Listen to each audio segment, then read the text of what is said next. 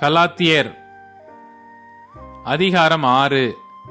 சகோதரரே, ஒருவன் யாதொரு குற்றத்தில் அகப்பட்டால் ஆவிக்குரியவர்களாகிய நீங்கள் சாந்தமுள்ள ஆவியோடே அப்படிப்பட்டவனை சீர்பொருந்த பண்ணுங்கள்.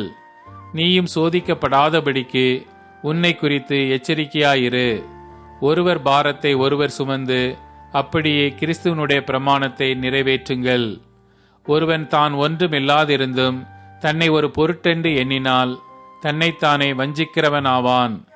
அவனவன் தன் சுய கிரியையை சோதித்து பார்க்க கடவன். அப்பொழுது மற்றவனை பார்க்கும் போதல்ல, தன்னையே பார்க்கும்போது மேன்மை பாராட்ட அவனுக்கு இடம் உண்டாகும். அவனவன் தன் பாரத்தை சுமப்பானே.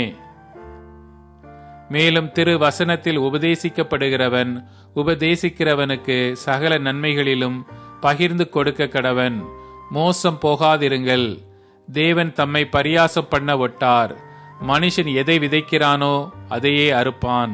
தன் மாம்சத்திற்கென்று விதைக்கிறவன் மாம்சத்தினால் அழிவை அறுப்பான். ஆவிக்கென்று விதைக்கிறவன் ஆவியினாலே நித்திய ஜீவனை அறுப்பான்.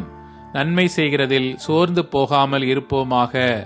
நாம் தளர்ந்து போகாதிருந்தால் ஏற்ற காலத்தில் அறுப்போம். ஆகையால் நமக்கு கிடைக்கும் சமயத்திற்கு தக்கதாக யாவருக்கும், விசேஷமாக விசுவாச குடும்பத்தார்களுக்கும் நன்மை செய்ய கடவோம். என் கையெழுத்தாய் எவ்வளவு எழுதினேன் என்று பாருங்கள்.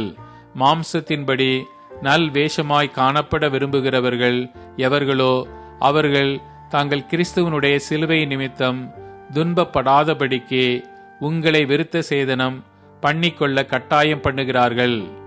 விருத்த சேதனம் அடைந்திருக்கிற அவர்களும் நியாயப்பிரமாணத்தை கை கொள்ளாமல் இருக்கிறார்கள். அப்படி இருந்தும் அவர்கள் உங்கள் மாம்சத்தை குறித்து மேன்மை பாராட்டும்படிக்கு நீங்கள் விருத்த சேதனம் பண்ணிக்கொள்ள வேண்டும் என்று விரும்புகிறார்கள். நானோ நம்முடைய கர்த்தராகிய இயேசு கிறிஸ்துவின் சிலுவையை குறித்தே அல்லாமல் வேறொன்றையும் குறித்து மேன்மை பாராட்டாதிருப்பேனாக.